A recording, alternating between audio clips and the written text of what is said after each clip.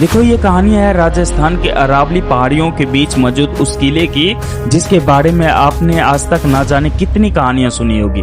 किसी ने कहा कि इस किले के अंदर रात के समय अजीब आवाजें आती है। किसी ने कहा कि यहाँ आज भी उन लोगों की आत्माएं मौजूद है जो कई साल पहले इस जगह को छोड़ के चले गए थे। और किसी ने दावा किया है कि एक तांत्रिक के दिए हुए श्राप ने एक पूरे हंसते खेलते शहर को हमेशा के लिए खंडर में बदल दिया। भानगढ़ किले के ऊपर आज तक हजारों लोगों ने वीडियो बनाई है, लेकिन ज्यादातर कहानियों में आपको सिर्फ इस जगह का डर दिखाया गया है। सिर्फ ये बताया गया है कि यहाँ रात में क्या होता है, लेकिन बहुत कम लोगों ने ये समझाने की कोशिश की है कि आखिर एक ऐसा शहर जहाँ कभी हजारों लोग रहते थे, जहाँ राजा महाराजाओं की शान हुआ करती थी, वो अचानक इस हालात में कैसे पहुँच गया। क्योंकि किसी भी जगह की पहचान सिर्फ वहाँ की कहानियों से नहीं बनती, उसके पीछे एक इतिहास होता है। कुछ ऐसा सच होता है जो समय के साथ कहीं खो जाते हैं और फिर आने वाली पीढ़ी उसी अधूरी कहानी को अलग अलग तरीके से सुनाने लगती है। आज हम भानगढ़ को सिर्फ एक हॉन्टेड जगह की तरह नहीं देखेंगे, बल्कि इस पूरी कहानी को शुरुआत से समझेंगे कि आखिर भानगढ़ कैसा था, इसकी बर्बादी के पीछे क्या सच में एक तांत्रिक का दिया हुआ श्राप था या कुछ और कारण था। और सबसे बड़ा सवाल यह था कि क्या सच में भानगढ़ भारत की सबसे डरावनी जगह है या इतिहास की सबसे बड़ी गलतफहमियों में से एक है। लेकिन इस सच तक पहुंचने से पहले आपको सुननी होगी उस रात की कहानी जिसने भानगढ़ के रहस्यों को और ज्यादा गहरा बना दिया। ये कहानी है एक ऐसे इंसान की जो सालों से भानगढ़ आने वाले लोगों को इस किले की कहानी सुनाता था। वो लोगों को बताता था कि कैसे कभी यहाँ राजाओं की शान हुआ करता है, कैसे इन किले के अंदर हजारों लोग अपनी जिंदगी जीते थे और कैसे एक श्राप देने के बाद वो पूरा शहर हमेशा के लिए वीरान हो गया। लेकिन एक बात थी कि जो बहुत कम लोग जानते थे, वो खुद इन कहानियों पर कभी भरोसा नहीं करता था। उसके लिए भानगढ़ सिर्फ एक पुराना किला था और यहाँ की डरावनी कहानी सिर्फ लोगों की बनाई हुई बातें थी। उसे लगता था कि समय के साथ हर पुरानी जगह के साथ कोई न कोई रहस्य जरूर जोड़ दिया जाता है ताकि लोग उसके बारे में बात करें, और शायद भानगढ़ के साथ भी कुछ ऐसा ही हुआ था। लेकिन कहते हैं इंसान कई बार जिस चीज को झूठ समझता है, कभी कभी वही चीज उसके सामने एक ऐसा सवाल की तरह खड़ा हो जाता है जिसका जवाब ढूंढना आसान नहीं होता। और ऐसा ही कुछ हुआ था उस शाम को जब वो भानगढ़ किले से वापस लौट रहा था, और तभी कुछ लोग उसके पास आए जिन्होंने उससे एक ऐसी बात कही जिसके बाद उसकी जिंदगी की सबसे अजीब रात शुरू होने वाली थी। शाम का समय हो चुका था और धीरे धीरे भानगढ़ किले में आए हुए लोग वहां से वापस जाने लगे थे। इस जगह पर कुछ समय पहले तक लोगों की आवाजें आती थी, वही जगह अब धीरे धीरे शांत होने लगी थी।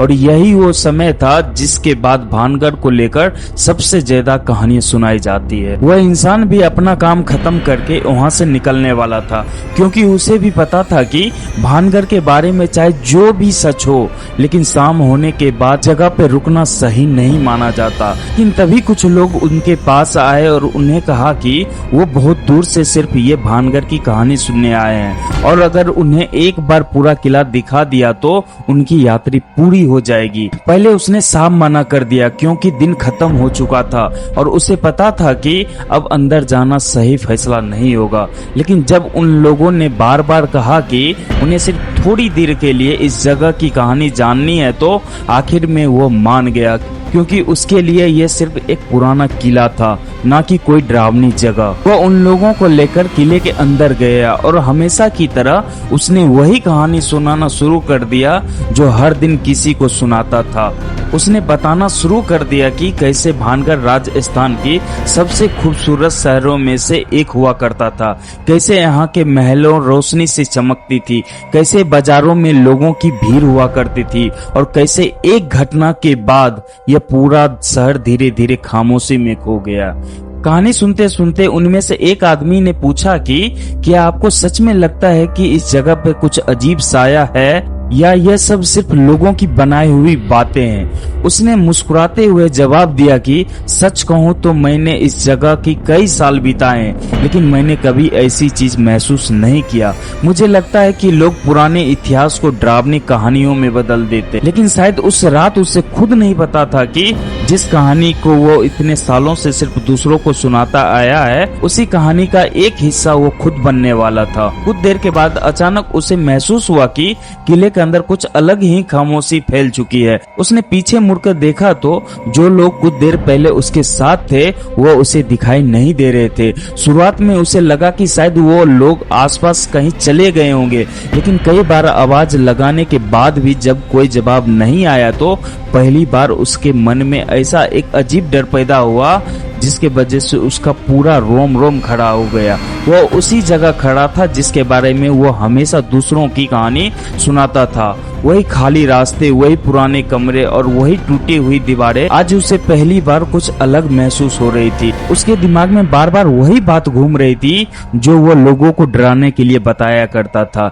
जिन आवाजों को वो हमेशा कल्पना कहता था। आज उसी खामोशी में उसे हर छोटी आवाज अलग महसूस होने लगी थी। लेकिन असली डर तब शुरू हुआ जब उसने किले के एक पुराने हिस्से में कुछ आवाजें सुनी। उसे लगा शायद वही लोग होंगे जिन्हें वो ढूंढ रहा था, और इसी उम्मीद में वो उस तरफ बढ़ने लगा। जैसे जैसे वो उस पुराने हिस्से के करीब जा रहा था, उसके मन में एक ही सवाल चल रहा था कि अगर वहाँ सच में वही लोग हैं तो इतने समय से जवाब क्यों नहीं दे रहा था, और अगर वहाँ कोई नहीं है तो फिर ये आवाज कहाँ से आ रही थी।